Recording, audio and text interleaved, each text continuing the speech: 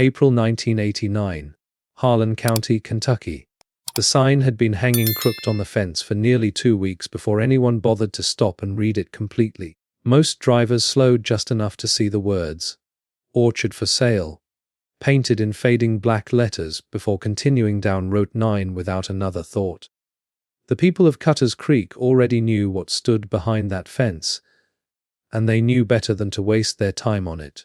The orchard belonged to Dale Perkins, whose family had worked those 4 acres since the 1930s. Once, the hillside had produced apples and pears good enough to sell across 3 counties.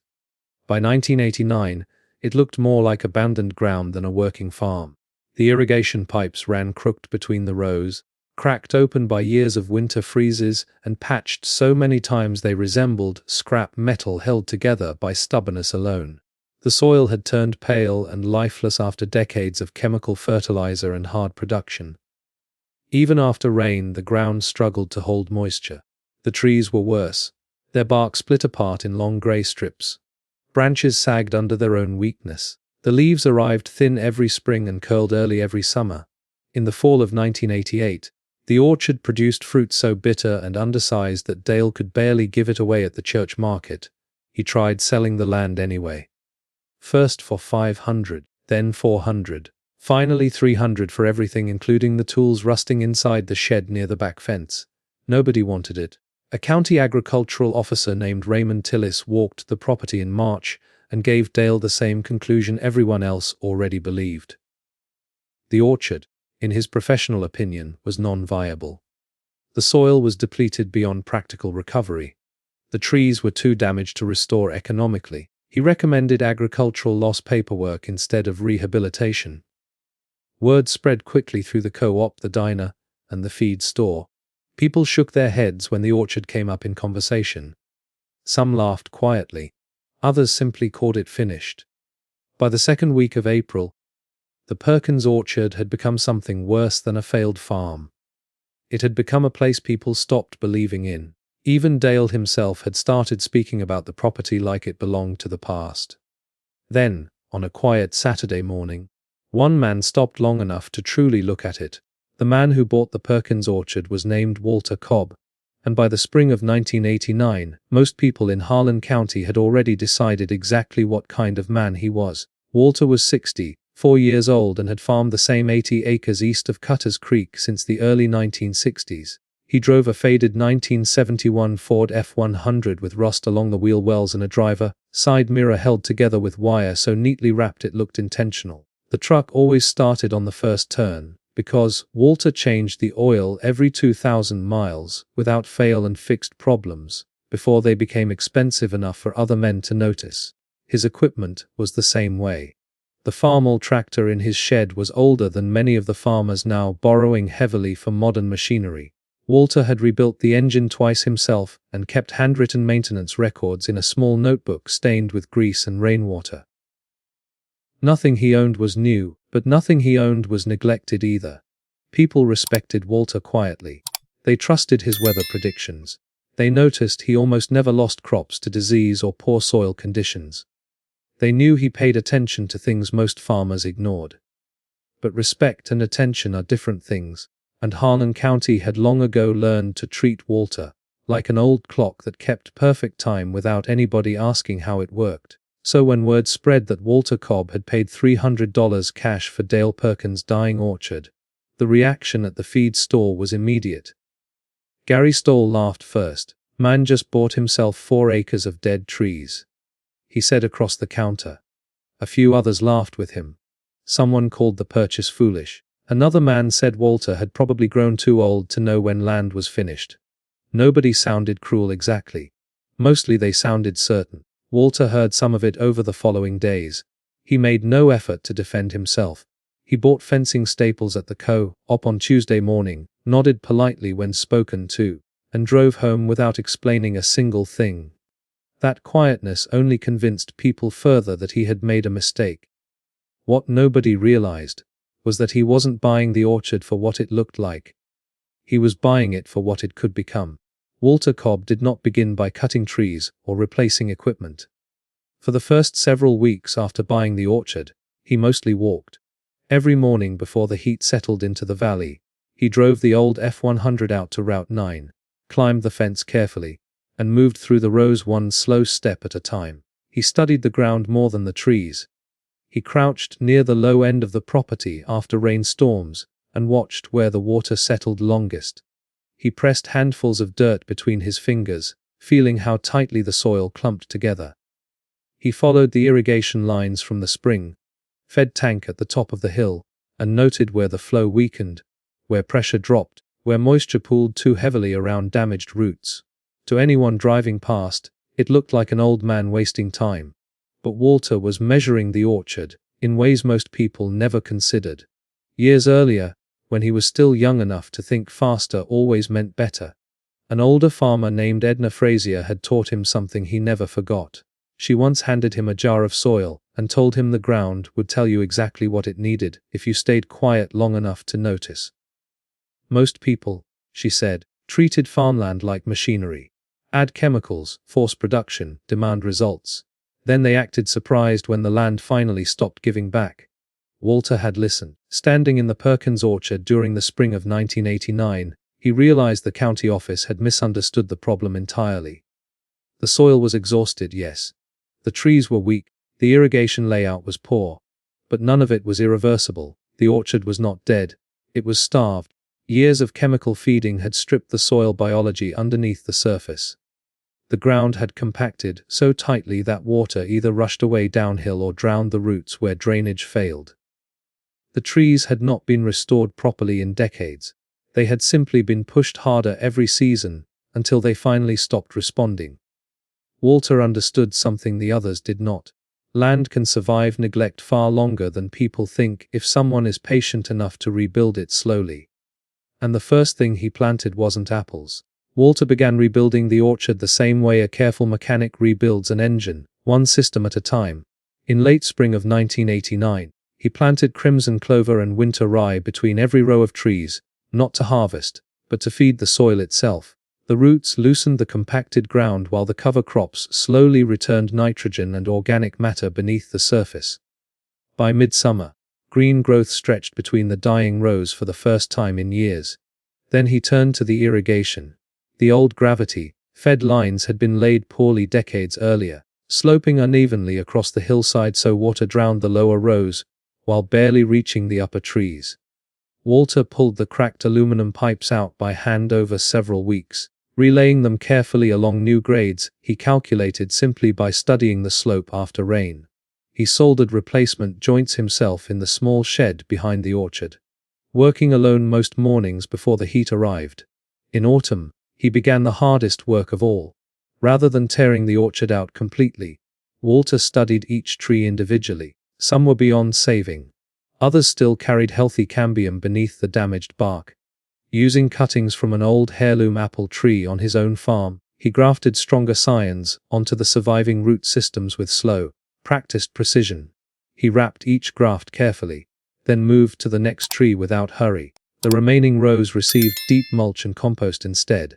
Walter spread wood chips, manure, and decaying plant matter around the bases to rebuild moisture retention and restore biological life beneath the surface. The work continued quietly through 1990 and 1991. He added buckwheat and hairy vetch to the cover crop rotation. He introduced bees near the northeast fence line to improve pollination.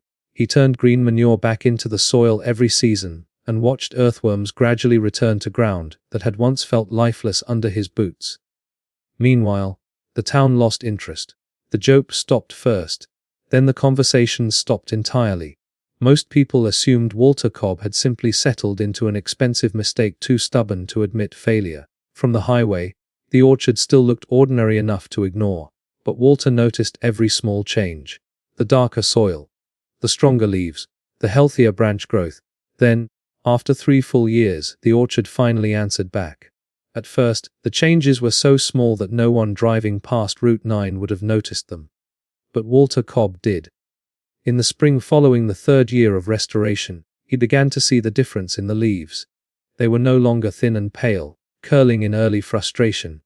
Instead, they came in wider, darker, and held their shape longer into the season. The branches that once looked brittle now carried new growth. that bent with weight instead of breaking under it. He noticed the soil first, though. Where it had once felt tight and dry under his fingers, it now crumbled more easily. Not perfect yet, but alive in a way it hadn't been before. When he pressed a shovel into the ground, it slid deeper with less resistance. And when he lifted it back out, he saw something he had been waiting years to see again.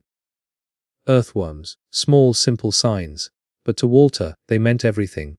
The irrigation system also began to behave differently. Water moved more evenly across the slope, now that the lines had been properly graded. The lower rows no longer drowned, and the upper rows no longer struggled for moisture. The orchard was beginning to breathe as a single system, instead of a broken set of parts. The grafted trees responded even faster. Where Walter had carefully attached scions from his heirloom Cobb Red variety, new branches pushed out stronger each season. The old damaged wood was slowly being replaced by living structure that actually carried fruit, bearing potential again. By the 4th year, a few trees flowered properly for the first time in over a decade. Walter did not announce any of it. He did not call the county office. He did not tell neighbors at the feed store. He simply kept working the same way he always had, adjusting cover crops, rebuilding soil layers, and letting the orchard respond at its own pace. In the 5th year, something small but undeniable happened. A few crates of apples were harvested. Not enough to impress anyone in commercial terms, not enough to make headlines, but enough to be real. The fruit was clean, firm, and shaped properly for the first time in years. Walter took it to the farmer's market in Cutter's Creek, and sold it quietly over 3 Saturdays in October. Most people walked past without recognizing where it came from. But a few stopped, and for the first time, whispers began moving through town that the old Perkins orchard might actually be producing again. But the real change came in the 10th year. By the 10th year, the Perkins orchard was no longer something people argued about. It was something they talked about in numbers. In the fall of 1999, Walter Cobb harvested over 11,000 pounds of apples from the original 4 acres. The trees that once stood brittle and exhausted now carried full, balanced canopies, branches bent under weight that looked almost impossible compared to what the orchard had been a decade earlier. The fruit itself was consistent, firm, and uniform in a way that suggested not just recovery, but stability. The soil told the same story. Dark, loose and alive, it no longer resisted water or suffocated roots. Cover crops had built structure back into the ground layer by layer over years, creating a system that held moisture without drowning, and drained without stripping nutrients away. Earthworms were no longer rare. They were everywhere. The irrigation lines ran clean along the slope, delivering water evenly across all sections of the property. The orchard no longer had weak corners or failing rows.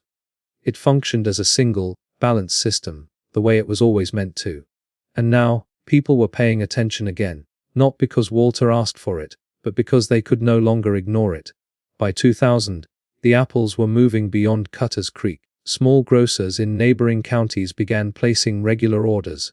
Buyers from Leslie and Knox counties started calling directly. A school district program even added the orchard's apples to its food supply, after a local distributor recommended them. 3 counties were now receiving fruit from the same land that had once been declared non-viable.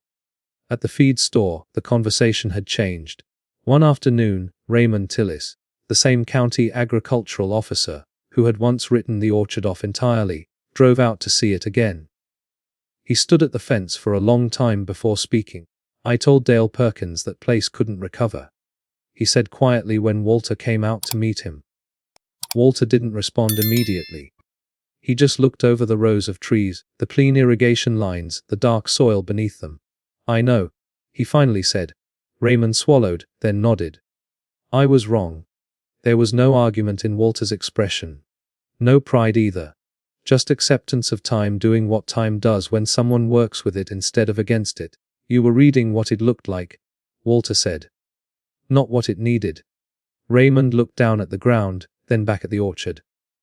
"I understand that now," he said. The silence between them wasn't uncomfortable. It was measured, earned. But to Walter Cobb, the orchard had never really been about apples. Even after the orchard began producing at a level no one could ignore, Walter Cobb never changed the way he worked. He still arrived early in the mornings, Long before the road filled with traffic, he still walked the rows slowly, not to inspect success, but to listen for imbalance. His hands still checked the soil in the same places they always had, feeling for moisture, structure, and life beneath the surface that most people never thought to look for. The orchard no longer looked like a recovery project. It looked established, stable, quietly productive in a way that suggested it had always been meant to function this way. If only someone had understood it in time.